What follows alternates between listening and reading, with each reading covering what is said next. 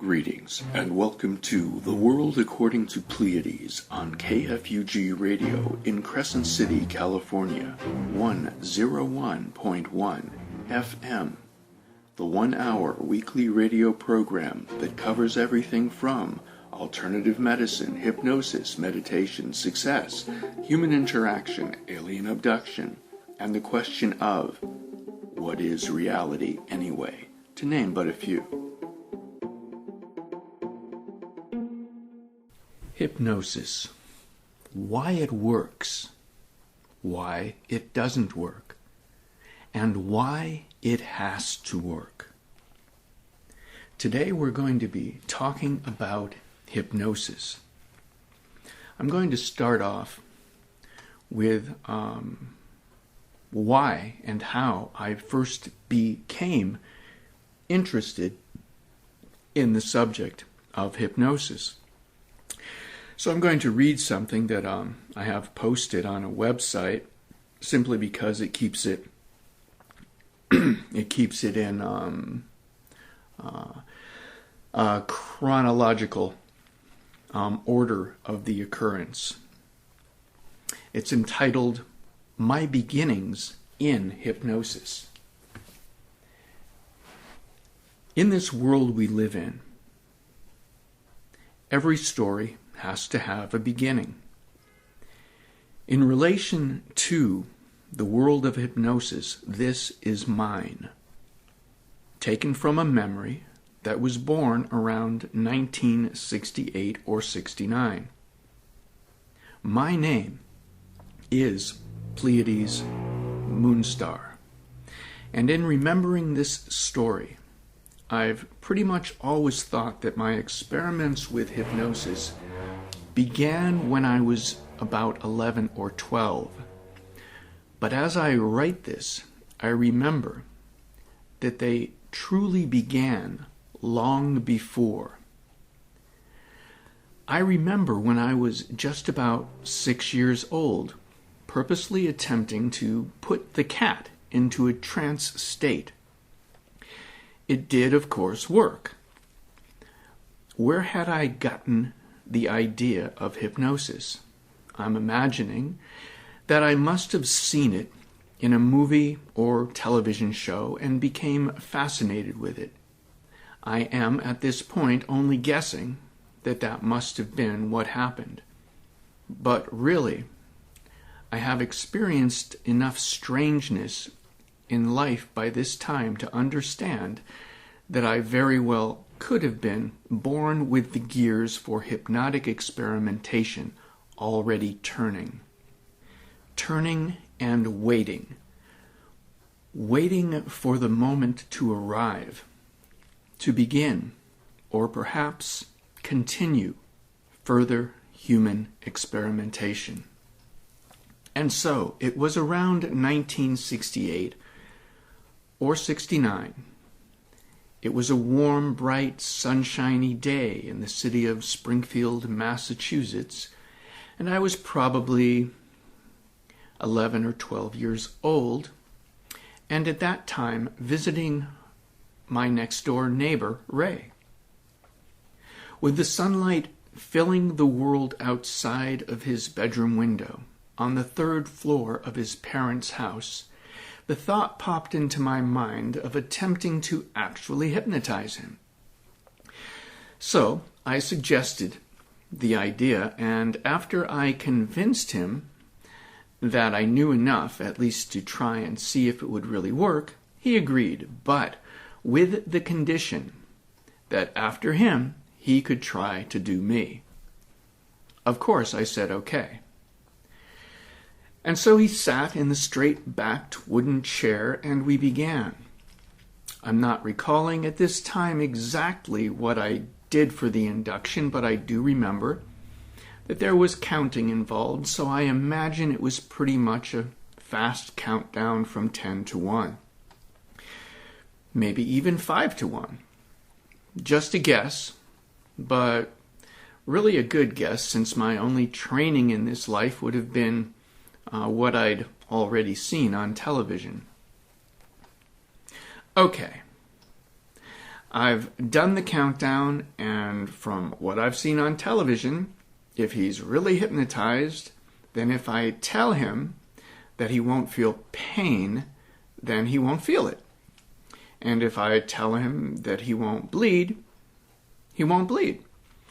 Okay, that sounds like a good place to start. Please remember, I was only 11 or 12. So I found a large safety pin. Not the small variety, but one of the really big ones. I'm pretty excited at this point, and I'm having fun. Is he really hypnotized, or is he just faking? Well, if he's faking, I will soon find out, and that will be fun too, because he has no idea of what I'm about to do.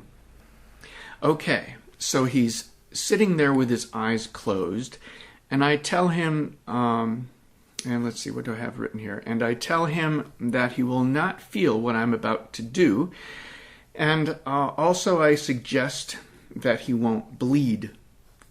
And then, of course, I stick the pin in his thumb a little bit. Naturally enough, a sharp yelp coming out of his mouth is what I expect. But nothing. No flinch. No notice. Just nothing. As if nothing had happened. Okay, no problem. He's just faking it. Which means I just need to stick him harder. But nothing. No flinch, no notice, just nothing, as if nothing had happened.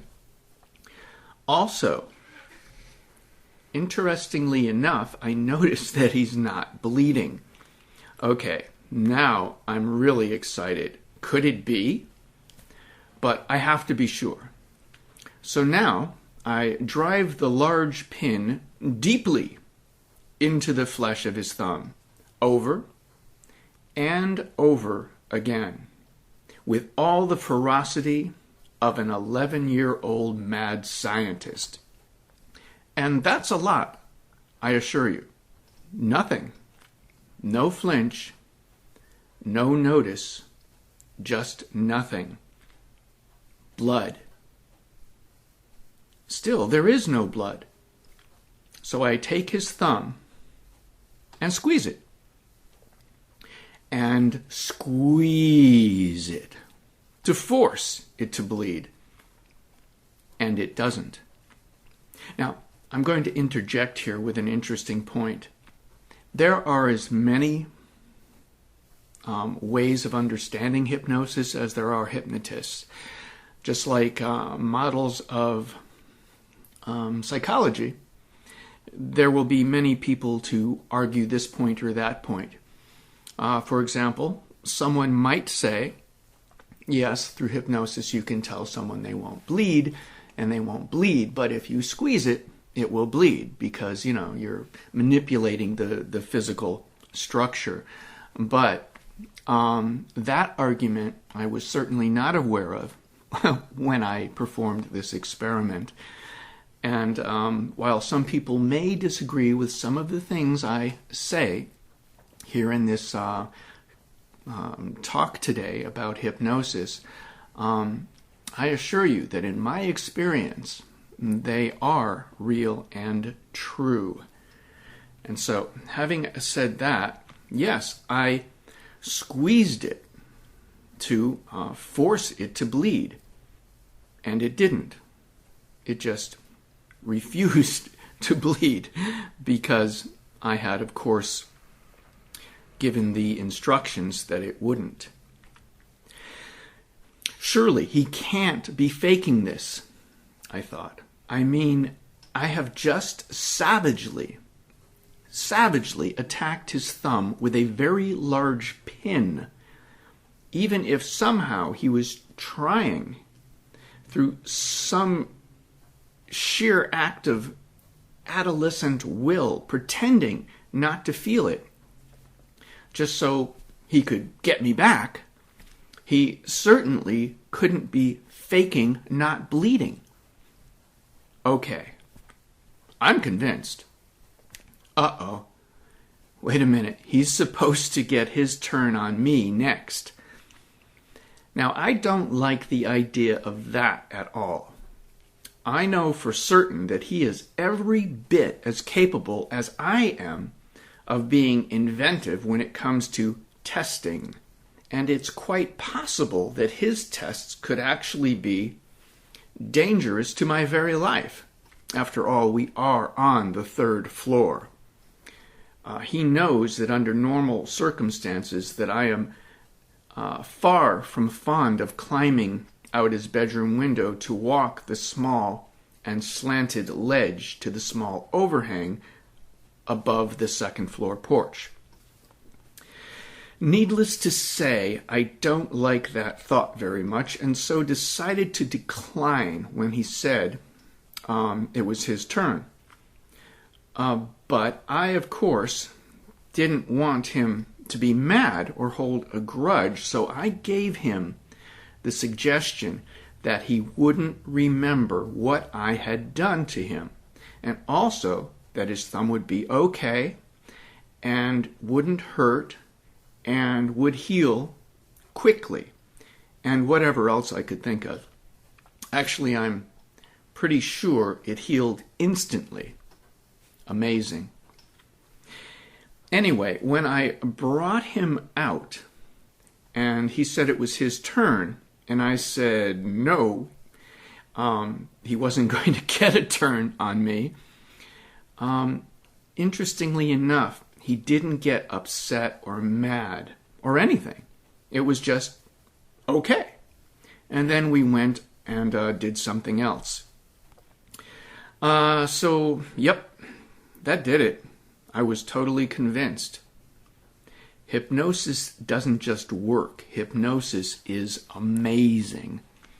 Now, you see, if, and I'm done reading that now, if he had remembered anything about what I had done to him, he would have been extremely annoyed.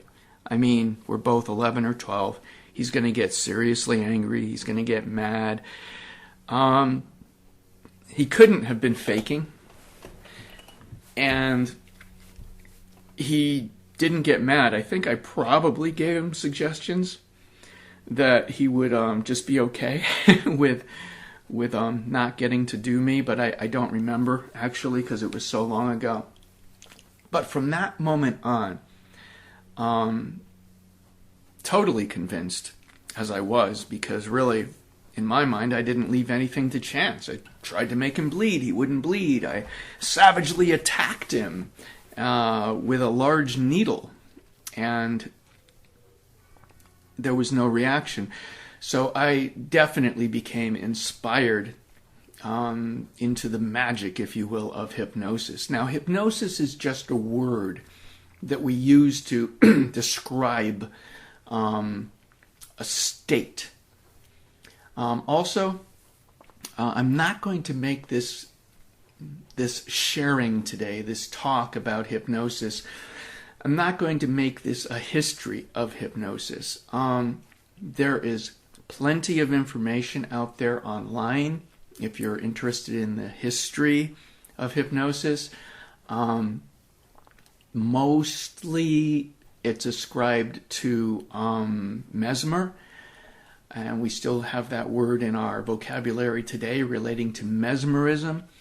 But honestly, the reality of it is hypnosis as an experience, as a trance state, whatever you want to call it, it's got to be as old as man itself, known by different names along the way throughout history, whatever, practiced by medicine men in different cultures, certainly wasn't known by the name of hypnosis, but there it is. And as far as, but there it is, it existed anyway. It was able to exist without the modern day term of hypnosis. Also, there are and I won't name names, but there are other methods out there of,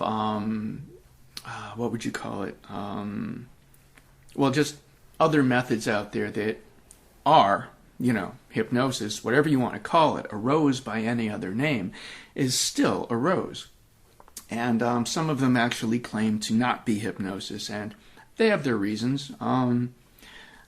If they're claiming to not be hypnosis, the uneducated will just assume, okay, not hypnosis. And any false ideas, fears, notions, whatever they have ascribed to hypnosis won't come into play for them because they're thinking, oh, okay, this method, this technique is not hypnosis. The people have said it's not hypnosis, so it's not. Whatever. Hypnosis is just a word. And once again, there are as many schools of thought and understanding in relation to hypnosis as there would be practitioners of it, simply because we bring our own experience into everything that we do. Now, for example, let's think of a tour guide. A tour guide can only take you on the tour that he or she is familiar with.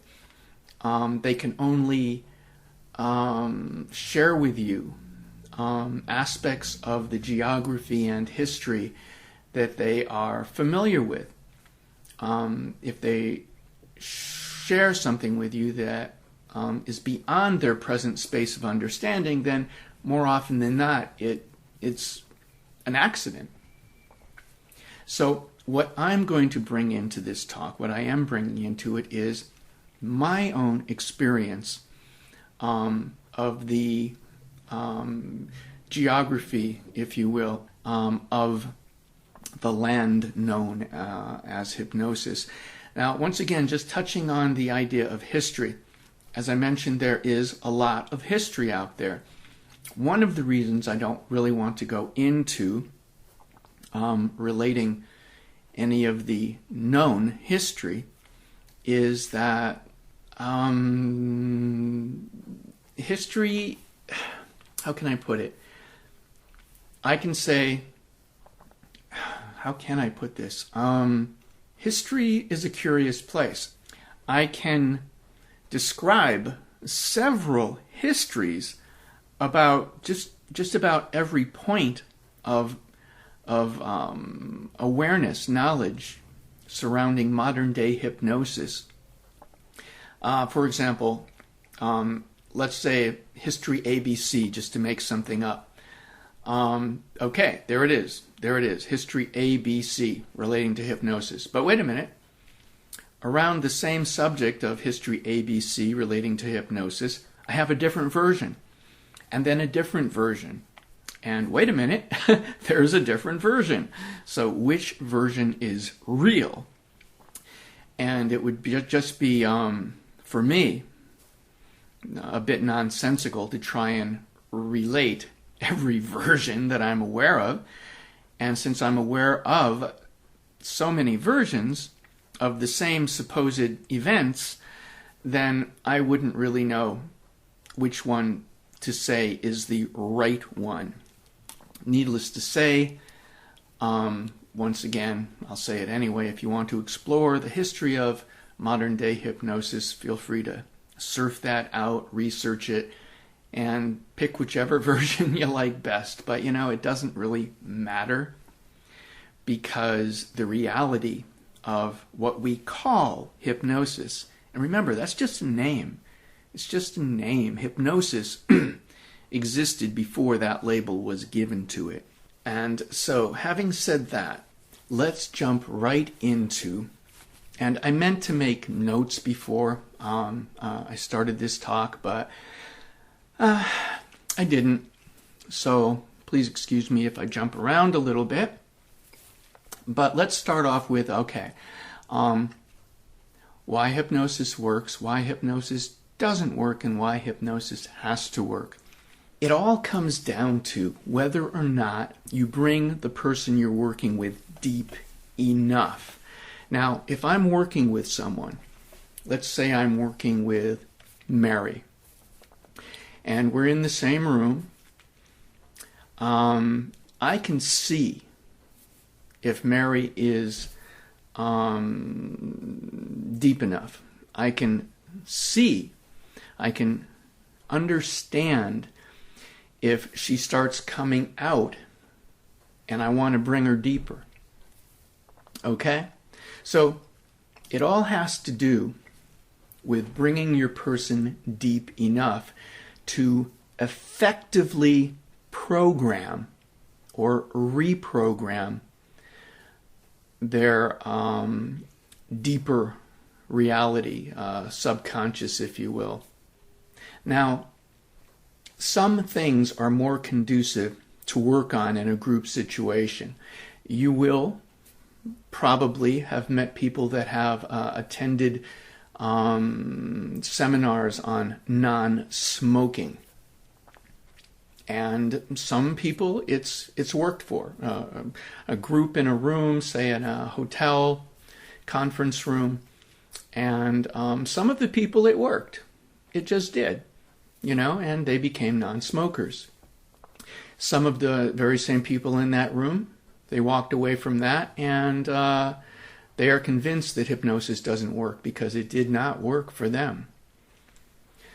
Now here we get into why hypnosis has to work and why I personally wouldn't do, and each to their own, but I personally wouldn't do a group session for some things, and smoking for me would be one of them, because I wouldn't be able to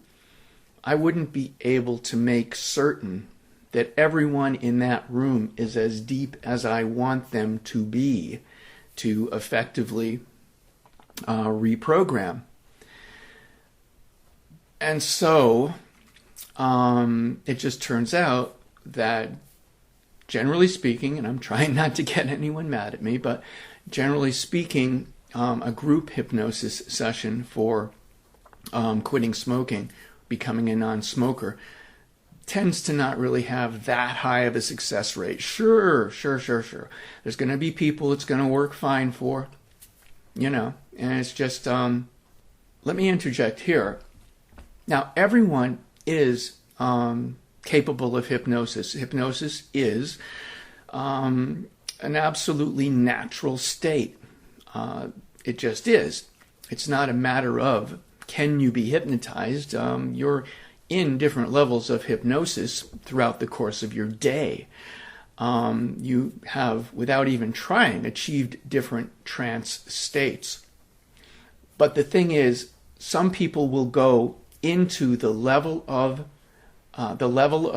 depth, if you will, needed for reprogramming faster, quicker, easier than others. So that's why I would do a one-on-one session, because I'm not leaving anything to chance. I want to make sure that I'm totally on top of this situation, Mary, Bob, whatever. I want to be able to absolutely be certain that they are at the level I want them to be for this reprogramming or programming to be effective. Now, some things I would use group sessions for. For example, not everyone has the money to go to be reprogrammed or programmed for every little thing. That's why I believe that self-hypnosis is an extremely powerful and valuable tool. Now, the thing is, for self-hypnosis to really be effective, you need to be able to just click in to that level of depth. And depth is just another one of those words that is controversial. Some people say depth has nothing to do with it, but just for the sake of being able to talk, to speak, to share my thoughts, I'm using that term. So that's where having a professional in a group or one-on-one situation in relation to learning self-hypnosis comes in so handy. And that's because we, I, whatever, can help the individual quickly achieve that quick kick in, click in state where self-hypnosis will be effective. So, in a situation like that, when I've thought about it, when I've thought about actually creating seminars around self-hypnosis, it still comes into play that you want to make sure the group you're working with, everybody hits that deeper level. So for me, I've thought about just different ways of actually being certain. You know, probably if I did it in a seminar situation, I would work with every individual that seemed like they needed a little extra push, that kind of thing, because it's very important. I want to make sure that any work I'm doing with anyone actually, works.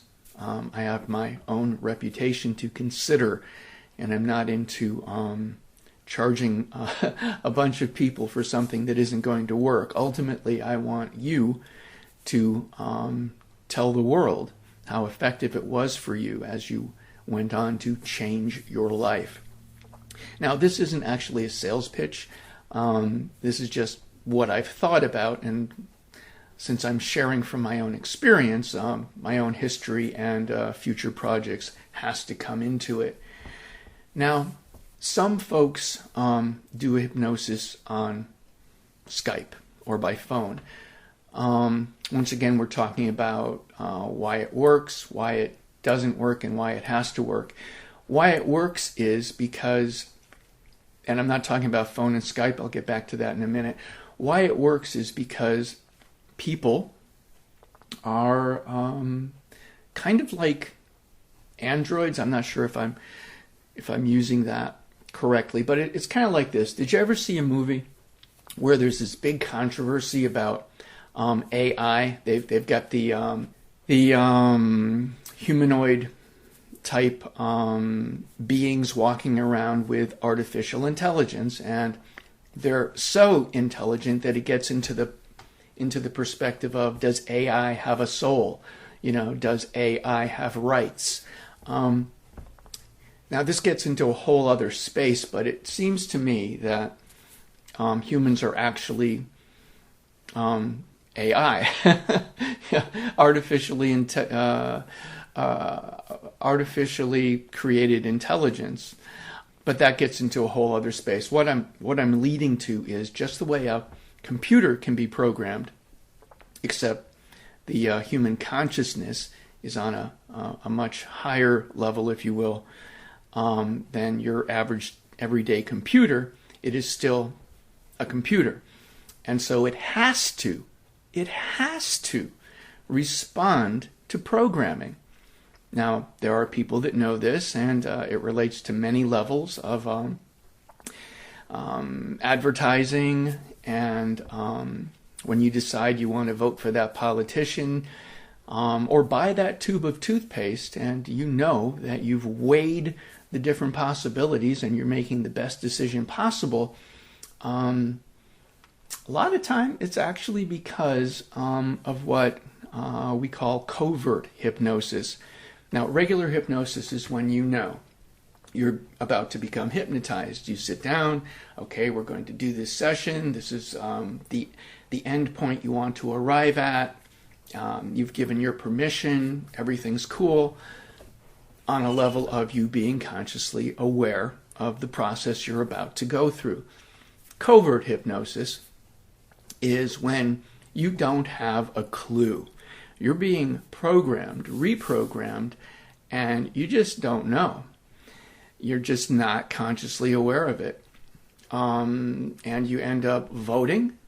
You end up buying that tube of toothpaste, certain that it's because you've weighed all the information and arrived at the best possible decision.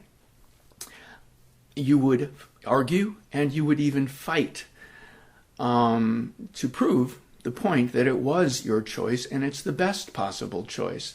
But actually, you've been programmed. That's going to be a very controversial point for a lot of people. And I'm not talking conspiracy theory.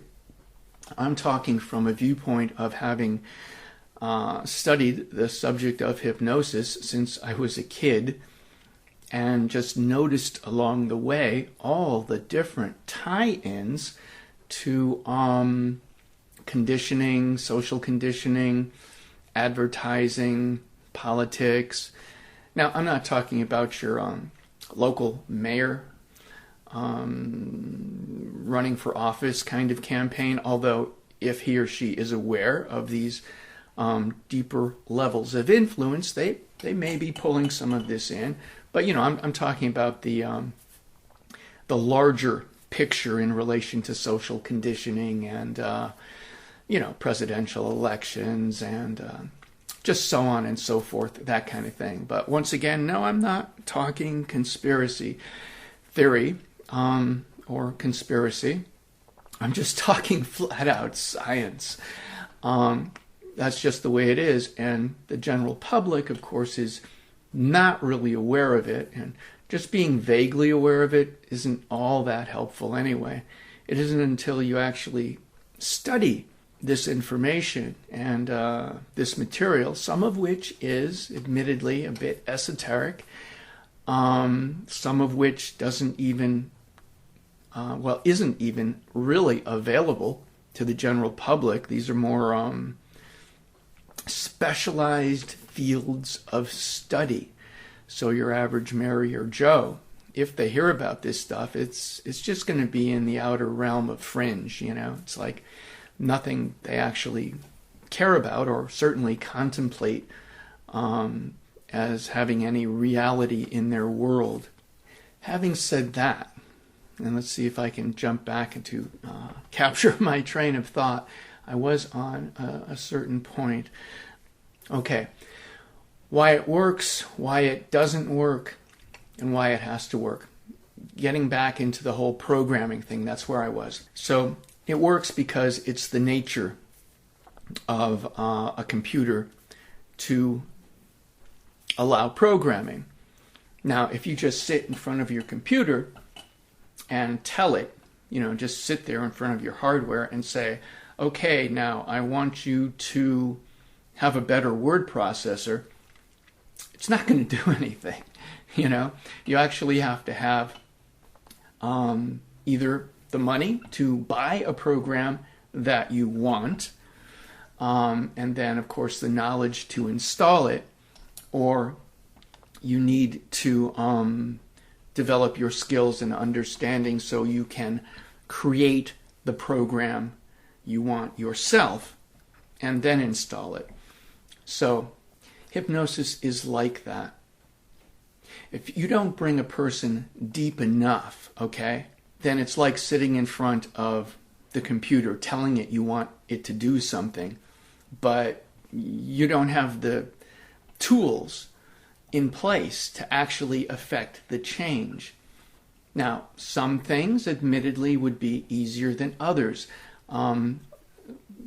Lighter levels of hypnosis can be quite effective, but if you're going to actually go for reprogramming, as I call it, or programming, then you really want the deeper levels. Otherwise it's like sitting in front of that computer, telling it to do something, and you don't even have the power on. It's not going to happen. So it seems to me that, since everything is energy, and it is, everything is energy, that if you bring a person deep enough to program, that you should be able to affect some very serious changes. Now, if you're working on someone and their conscious mind is still in the mix, That's when you have the whole critical factor thing going on. And as long as that critical factor is engaged, you're just not getting to the deeper levels. Unless, you're using, as I mentioned, covert hypnosis, but the magic there is the critical factor isn't kicking into relation of what you're attempting to change, because the conscious mind isn't aware that it's being manipulated on deeper levels. So that doesn't count. I'm talking about affecting change using hypnosis in a formal situation. So if you bring a person deep enough, I firmly believe that there is no actual good reason why you cannot effect serious, mind-bending, universe-altering, reality-changing events. Yes, I am talking much more than clearing up a skin condition. This is where we have the idea of a tour guide.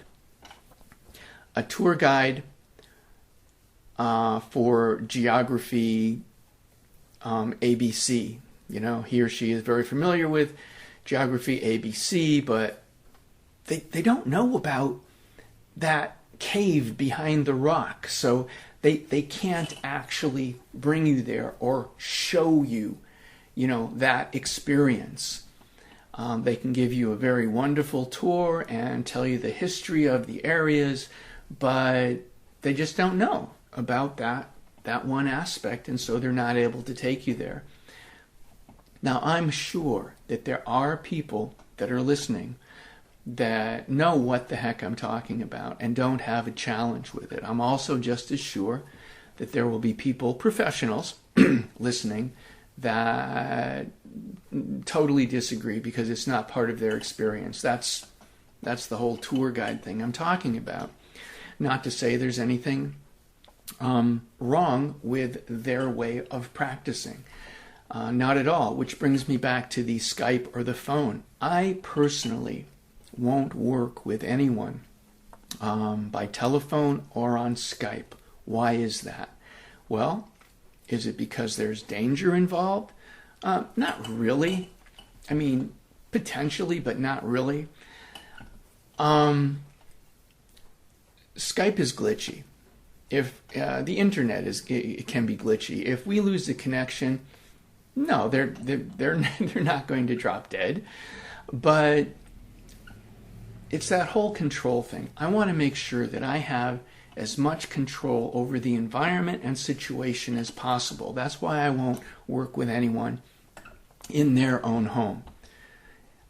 Too many potential distractions can come up. If I'm working with someone on Skype, too many potential distractions can come up, including Skype being glitchy or losing the internet connection.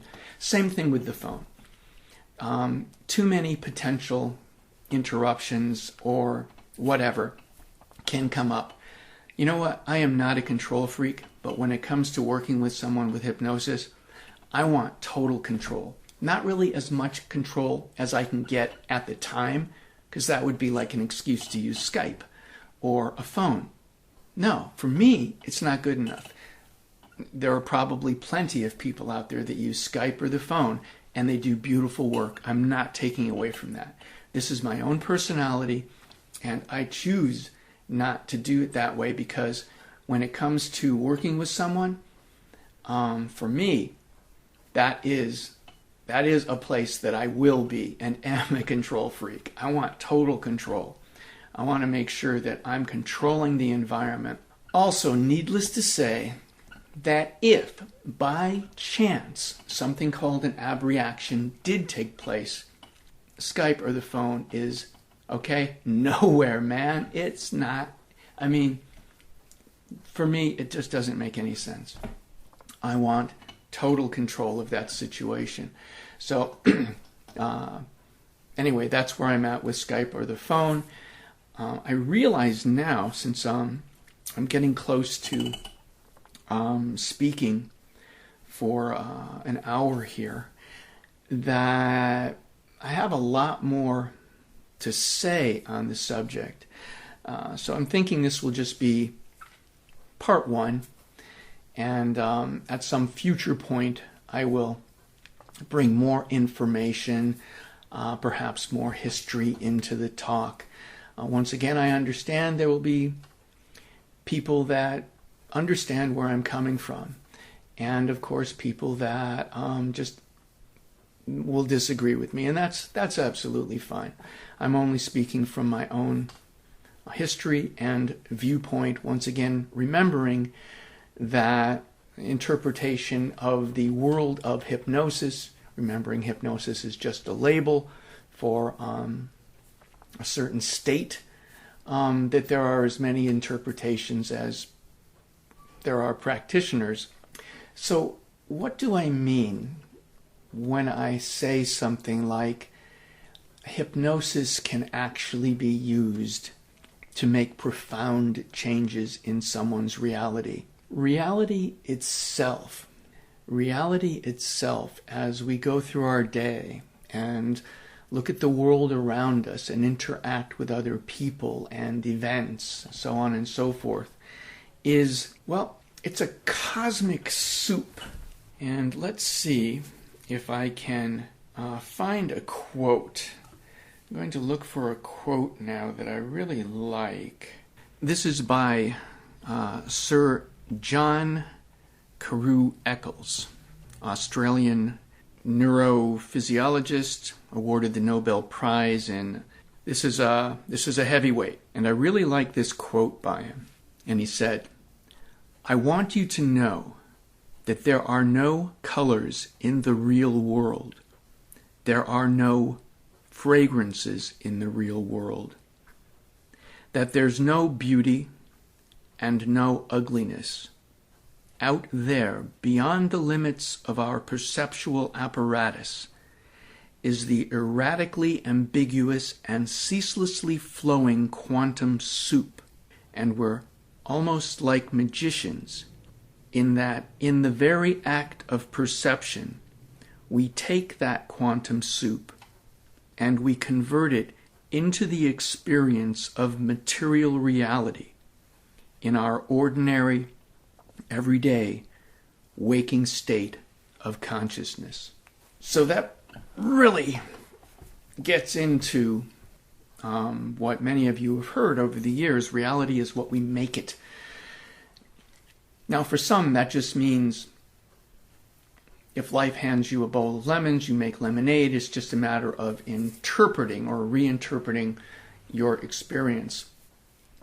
But I'm going beyond that into saying that if you bring a person deep enough, you can not only bend the rules of what is considered to be normal reality, but I believe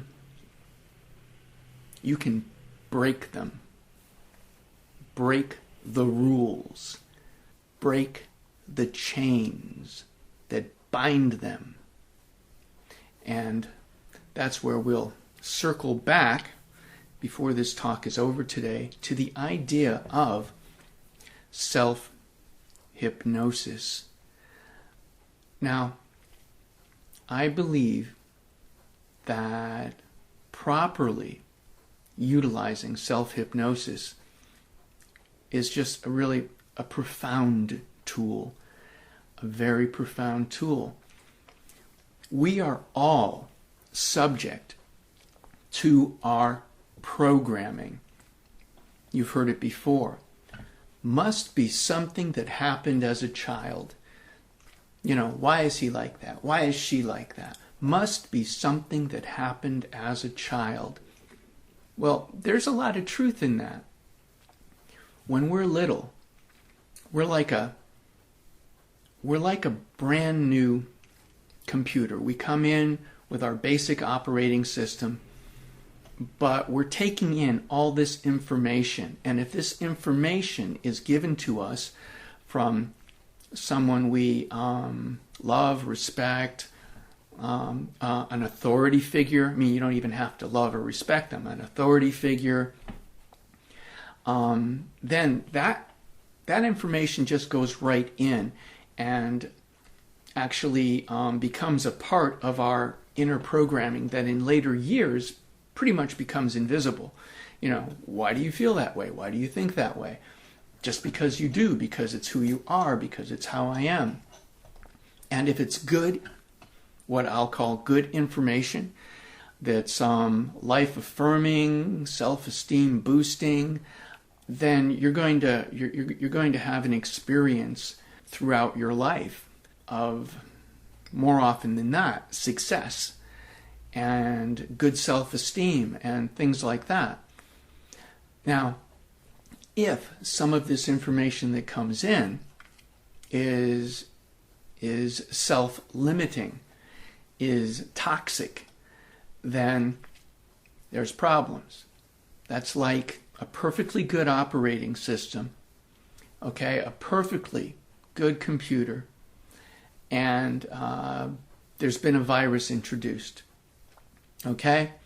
The programs aren't working properly. You expect they should, but they don't. Why is that? Because there's a lot of malware that's been introduced into the system. It became a part of your everyday programming. So that's what I talk about when I say reprogramming. Yeah, there are areas that I would feel relate more to programming. That would be things that just never even came up for you. And we can like program that into place, or you can program that into place. Now, just like anything else, not all hypnotists are created equally. So if you decide after hearing this talk that you want to explore it further, shop around, do some research. If you connect with a hypnotist and you feel that it just didn't work for you, don't decide that hypnosis is bunk. Don't decide that there's nothing to it, because you see, hypnosis has to work. It's the nature of reality that hypnosis work, but it has to be done properly. Okay? Not all hypnotists will be created equally. It's just like that. And so do some research, and if you have an experience with hypnosis and it doesn't work, then look for someone else. But yeah, do some research. Now, I have thought about maybe giving some information in relation to questions you can ask, but at this time I've decided against it. Maybe at some future time I'll give a list of questions that you can ask to understand if your hypnotist is going to be more geared towards understanding what they're doing. There are schools out there that teach hypnosis that I feel don't really get into some of the deeper and more powerful realities of the tool. Of course, I won't name names. I'm not looking for controversy or problems, but yeah, they exist. So you can definitely have people that have graduated, have certificates, and won't really be that exceptional tour guide. Also, speaking of certificates, and I guess I just touched on that, not everyone with a certificate will be as good as the next guy or woman or whatever. I mean, it's just that way. Just like not all doctors are somebody you actually want to go to, you know? Certainly not all hypnotists would be someone you would want to go to either. So I just wanted to say that. People, you've got to do your research. If you have any specific questions, feel free to contact me. And at this time, I can answer you just one-on-one in that way. What else would I like to share? Getting back to that whole self-hypnosis thing. Very powerful, very profound. You, of course, would want to just getting yourself deep enough to respond to the programming that you yourself would, say, potentially create on an MP3 file is good. but you have to actually understand how to constructively word what you're looking to accomplish. That's important. I mean, well, just to touch on it, and I won't go into detail, there's something called pharsing, and it doesn't always have to happen, but you want to make sure that you've put together your suggestions, your commands, however you want to look at that, in such a way where pharsing isn't going to be a potential reality. Now, you can admittedly use pharsing in a reverse pharsing kind of way, but we don't even need to touch on that. Just forget I said that, because that's getting like into a whole different space. Just for working with yourself, I would say keep it simple. And I know I haven't gone into any detail as to really how to work with yourself. That's because, as far as I'm concerned, either through your own self-work or by hiring a professional, you would want to make sure you have reached the more profound states of trance to effectively respond to the programming that you want. Well, I guess I'm getting ready to wrap up in just a minute. So yeah, pretty much this has been a talk on hypnosis.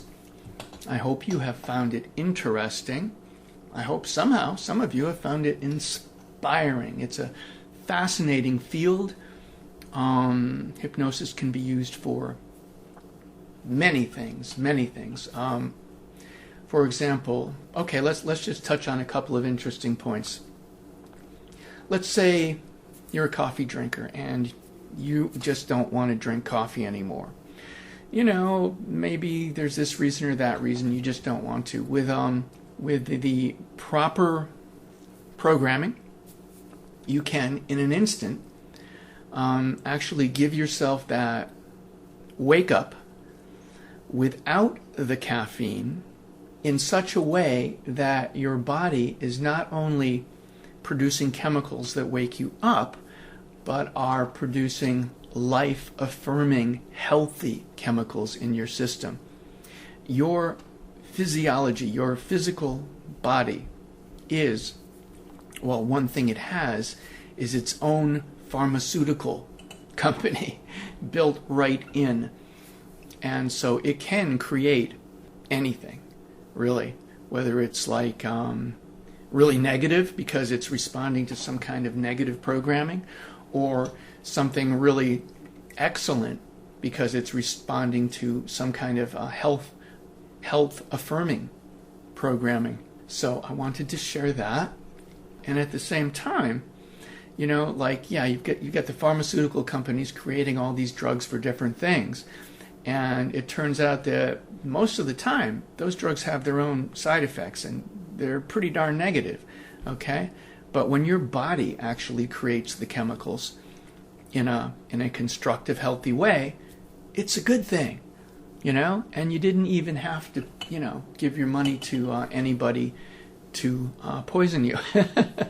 You've actually created a life-affirming experience for you. So I wanted to mention that.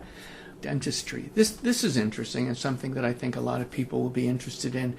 Once again, find a hypnotist that you feel comfortable with. You've done your research, and you could actually go to the dentist, okay, and have tooth surgery, have fillings done, so on and so forth, without any shots at all. You know, those shots that they give to numb the mouth, the face, whatever. When I was a kid, it used to be Novocaine. I don't know what they use these days. That's why I said it like that. And that's not even a big deal, being able to zap, as I call it, someone into a state where perhaps, you know, they're sitting in the dentist chair, the work's about to be done, and they just give themselves a suggestion that's been programmed in, and then boom, whatever area of the mouth is being worked on, no discomfort whatsoever, no numbed out face after the fact. And this isn't even a far-fetched, unusual thing. This isn't even controversial when it comes to hypnosis. Some of the things that I would talk about would be controversial because it would be that tour guide thing. They haven't seen it, so they think it doesn't exist. But yeah, the whole idea of being able to anesthesia in that area that's being worked on, say in dentistry or even surgery. Okay, but right now I'm talking about dentistry because I feel that will have a wider reaching appeal. I guess it sounds less scary. Yeah, that's, as far as I know, I don't think there would be any hypnotist out there that would even find that controversial, that you can actually program someone into a space of being able to affect that anesthesia for themselves in relation to visiting the dentist. So I haven't really touched on too many things. It's such a wide field and with so many probabilities of where a person could go with it, from something simple like experiencing no discomfort while getting a tooth filled to literally breaching the profound. For example, hypnosis can very easily be used as a springboard into out-of-body experience if you wanted to. The thing is, I have been studying this stuff since I was a kid, because after my experience, I just took to reading about hypnosis here and there because I was so inspired and curious.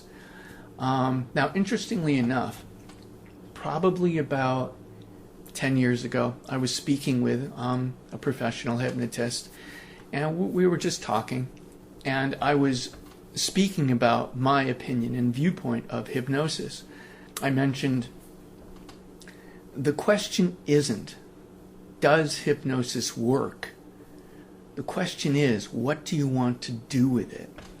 And she said, with the way I look at it, that I should actually be practicing professionally, And I thought that was an interesting idea. So one thing led to another, and since that time, I have received several certifications. I've done a lot of studying, and interestingly enough, it's like in the past I had read here and there about hypnosis, but when I actually sat down to study it, wow. I mean, really, wow. I ended up feeling like I didn't really know anything about it at all, even though I'd spent years of personal research and zapping other people on occasion just as a way of experimenting. It wasn't until I actually formally sat down and studied it that a lot of the deeper aspects came up for me. So, yeah, it's actually much larger and much wider than I had consciously imagined. So it's pretty darn huge. Anyway, on that note, I thank you for listening. I hope I have inspired at least some of you to look into it more deeply. Because if there are things in your life about your own experience that you would like to change, I assure you that through the magic of hypnosis, these changes can come about. And I do assure you that learning self-hypnosis, actually learning it, and you can learn to bring yourself right into those deeper levels that you need to affect that programming. Generally speaking, though, it would probably be easier for a lot of people just to hire a hypnotist to, boom, help you get there. There's reasons for that, but still, it's totally doable. It's totally doable to work on yourself and get yourself into those deeper levels. So I highly recommend learning self-hypnosis as a tool for life improvement, whether it's success, financially, health-wise, feeling better about yourself as a person. As a matter of fact, poor self-esteem is really just a bunch of really bad programming. It just is. And I could go on and on about that one, believe me. But for now, I'll just say, once again, thank you for listening. And I do wish you a good reality.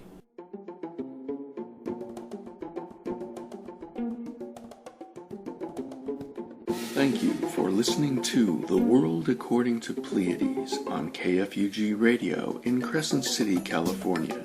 If you have any topics you'd like covered, or you feel you have the potential to make a good interviewee, please send your suggestions and/or information to KFUG Radio, 270 I Street, Crescent City, California, 95531. Attention, Pleiades. Or email me at radiointerview@moonstar-enterprises.com. That's radiointerview@moonstar-enterprises.com. My name is Pleiades Moonstar, and I love you.